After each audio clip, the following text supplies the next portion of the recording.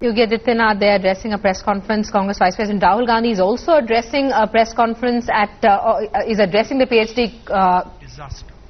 Chamber of Commerce. Let's cross slides. Technology making jobs redundant, as is happening in the West. This is a pure man-made disaster, or in Modi ji's terminology, an MMD, a Modi-made disaster.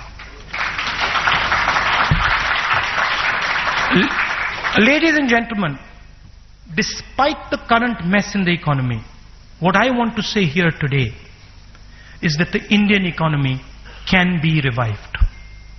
Under the UPA regime, between 2004 and 2011, 140 million people came out of poverty. That is 20 million people every year. For the first time in our history, for the first time ever, if it is steered correctly and faithfully, India has the opportunity to wipe out poverty forever. If India is able to lift another 350 million people out of poverty by 2030, it would be an achievement that the entire human race can be proud of. Doing this would require us to grow by more than 8% in the next 13 years. And this is the challenge. India has done it before, and we can do it again.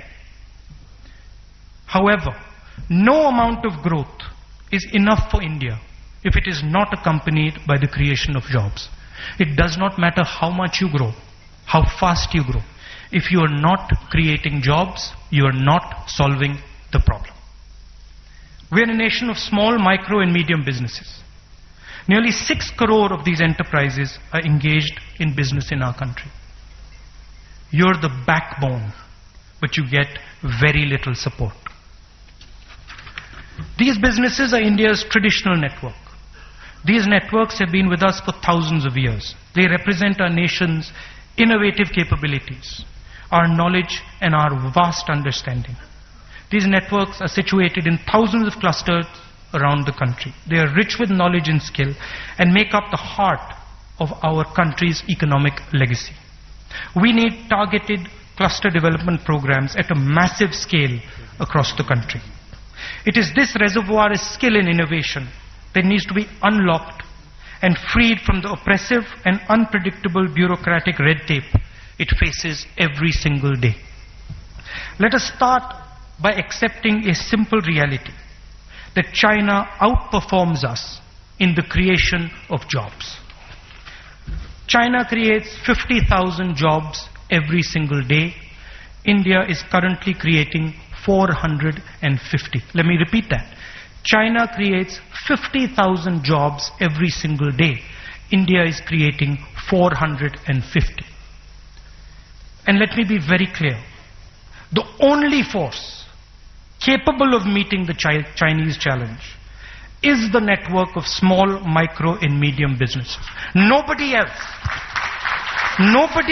can do this job. And I have no doubt in my mind that you are the only force that has the skills, the knowledge and the understanding to take on the Chinese and to beat them at their own game. Today the national discussion is only about growth. India can no longer carry on without a clear focus and strategy on the creation of jobs. How are we going to create jobs? That is the central question in front of this country today. We need to link these small, micro and medium businesses to our banking system. We need to infuse them with credit and create a completely new deal for these businesses in finance. Today, they receive almost no bank credit, even though they account for 40% of India's economic output and half of our exports. More importantly, they account for 80% of all non-agricultural employment. Yet all SMEs combined get as much credit from banks as the 10 largest companies in India. Even though this money generates 30 times more employment. The truth is, even yesterday's bank recapitalization announcement, because it's only an announcement, targets only India's biggest businesses while throwing crumbs at MSMEs. Imagine how much employment we could create if we actually made capital available to you in the same way that we do for the biggest companies in this country. We urgently need to give these networks access to the political system, the same access that big business already enjoys. You too need to be heard in the corridors of power. You have been blasted by Modi ji's lethal double tap.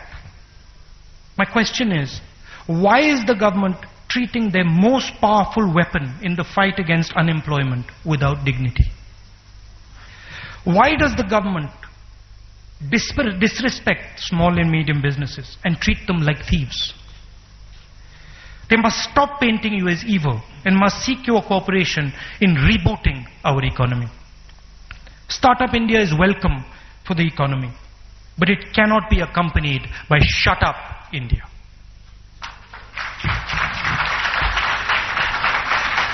What gives Startup India its strength is freedom of expression, thought and dissent.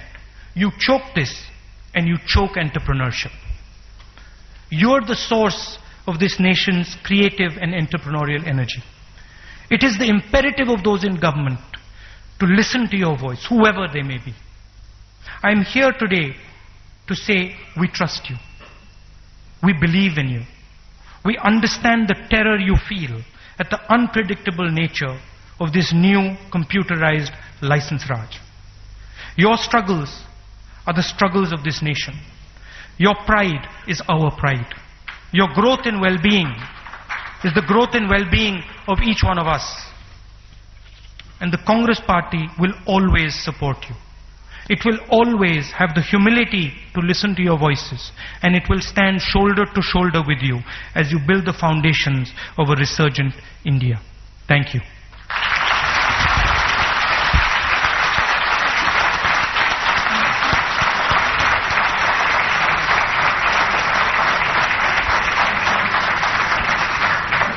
I think this